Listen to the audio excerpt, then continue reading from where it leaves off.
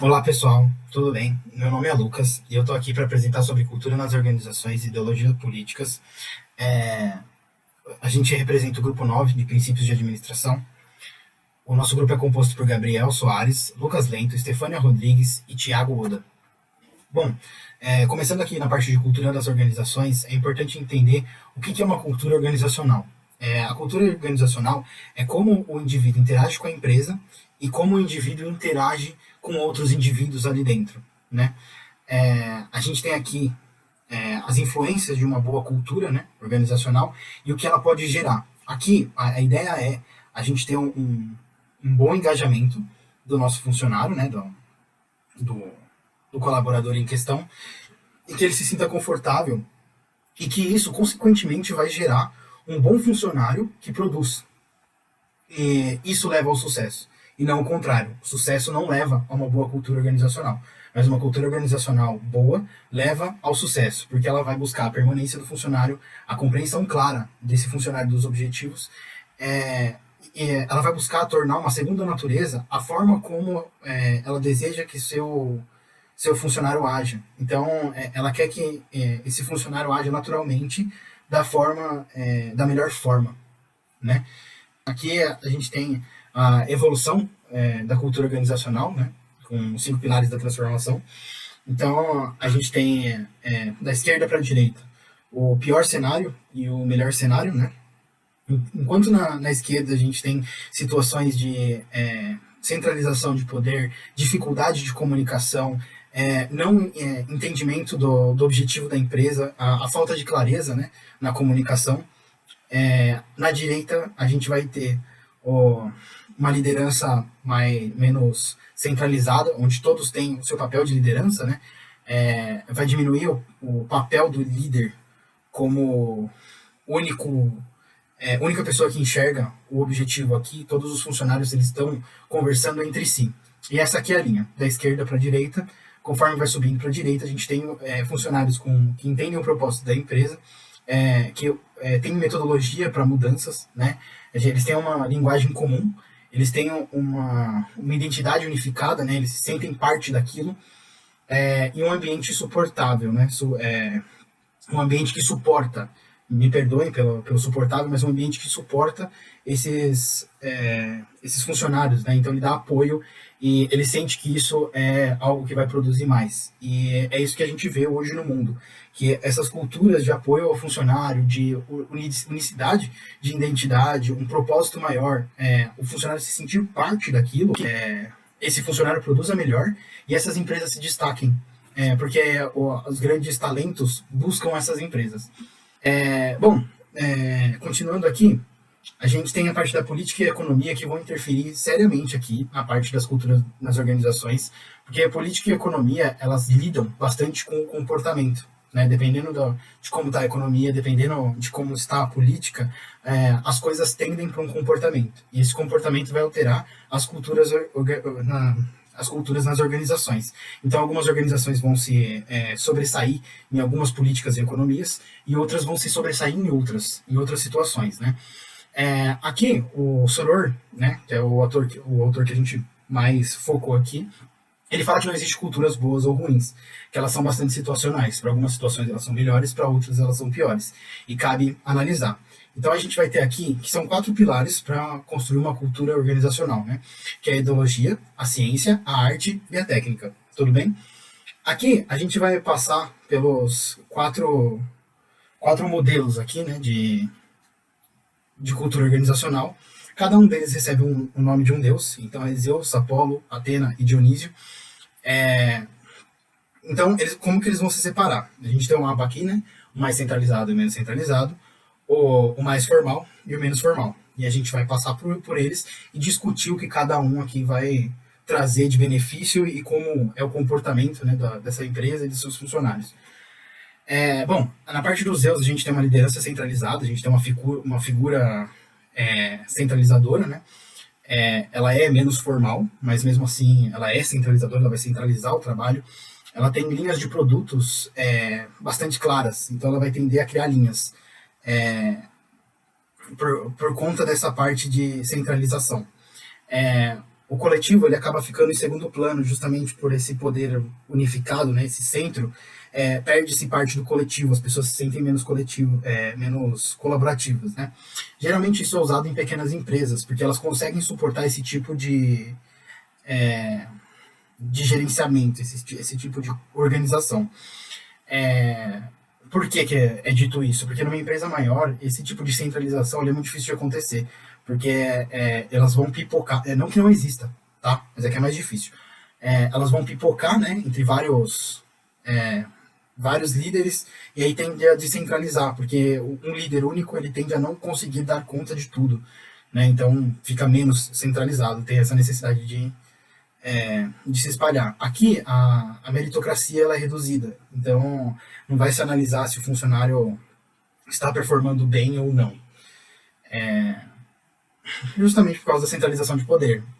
As pessoas ao redor não sobem de cargos, digamos assim, a figura única de um líder. A gente tem aqui a parte do Apollo também. O Apollo ele é bem mais rígido, ele é bem centralizado e bem formal. Ele tem processos bem estruturados. Eles são poucos flexíveis e não tem espaço para inovação. É aquilo e acabou. São atividades fixas que geram segurança para o funcionário, porque ele tem muito claro o que ele tem que fazer. Geralmente são empresas de grande porte e aqui, no caso da empresa do Apollo, evitar erros é a prioridade, tá? Digamos assim, o erro zero, né? Então a gente tem a cultura da Atenas também, que é a cultura que também é chamada de cultura das tarefas. Ela vai prezar pela liberdade e criatividade. Ela é desejável em ambientes pouco previsíveis. Então, quando tem que mudar a direção do barco muito rápido, a direção em que a empresa está arrumando muito rápido, essa cultura ela se adapta bastante a bem esses ambientes pouco previsíveis. São empresas de médio e grande porte, porque apesar dessa adaptabilidade, ela tem o nível de formalidade dela, né? Ela tem os processos burocráticos, ela tem as definições, mas ela é menos centralizada, ou seja, todo mundo tem um poder bastante parecido, equivalente na empresa, e não que não exista hierarquia, mas ela é menos centralizada. E aí ela tem aqui uma evolução como estratégia de sobrevivência, né? Por último, não menos importante, a gente tem o Dionísio, que vai focar totalmente na cultura de pessoas. Ele vai focar na liberdade e na criatividade. Ele vai focar em ter pouca hierarquia ou quase nenhuma. São empresas de médio e pequeno porte, porque é bastante difícil você criar esse ambiente em empresas grandes e manter ele. Ela vai prezar pela responsabilidade e autonomia do indivíduo. Então ela vai investir bastante no indivíduo para que o indivíduo se sinta engajado e que ela não precise cobrar. Ele se autocobra, né, e gera valor para a empresa, porque ele acredita que aquilo é o que faz sentido. Ele vai prezar aqui pela responsabilidade do indivíduo em prestar aquele serviço, em fazer aquela atividade da melhor forma possível, mas sempre prezando a liberdade e a criatividade e o treinamento desse indivíduo. Bom, aqui a gente passou pelas quatro culturas organizacionais, né, dos 4 deuses. Agora a gente vai entrar um pouquinho nas ideologias políticas. Lembra que eu falei um pouquinho antes aqui que as políticas interferem seriamente no comportamento das pessoas e esse comportamento, consequentemente, reflete nas culturas organizacionais. A política não só interfere nas pessoas, como ela também interfere nas empresas. Por exemplo, o Estado interferindo ou não em determinada situação, sistemas autoritários, sistemas não autoritários, e é isso que a gente vai analisar aqui. Para a gente entender isso, a gente vai analisar aqui o Soror, né, a partir de ideologias. A gente vai usar a definição do Soror de ideologia. Qual é essa definição?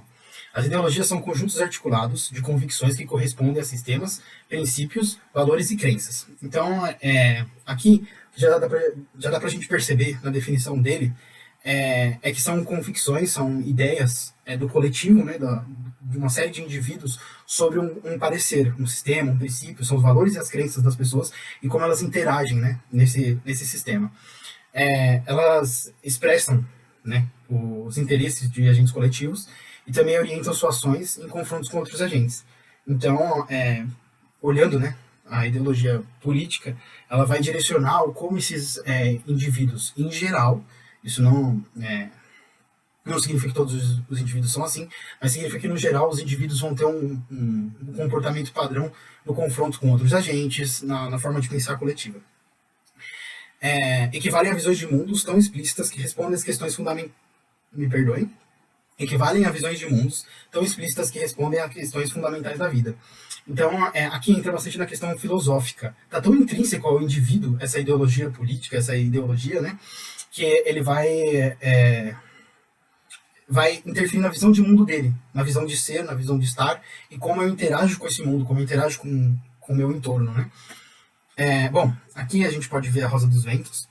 A gente entra, né, na definição das ideologias políticas atuais, né? Bom, é importante aqui entender que os limites entre elas não são tão claros, e a gente tem que tomar cuidado com isso. O próprio Soror, ele vai colocar, ele vai trazer, né, aqui pra gente que apesar das definições que ele coloca, as linhas são muito tênues e deve-se tomar cuidado ao discutir esses assuntos por conta desses limites invisíveis, digamos assim. Aqui na Rosa dos Ventos, a gente tem centro, direita, extrema e esquerda, né? Essas são as posições, e conforme a gente vai transitando entre essas posições, a gente vai mudando a ideologia política.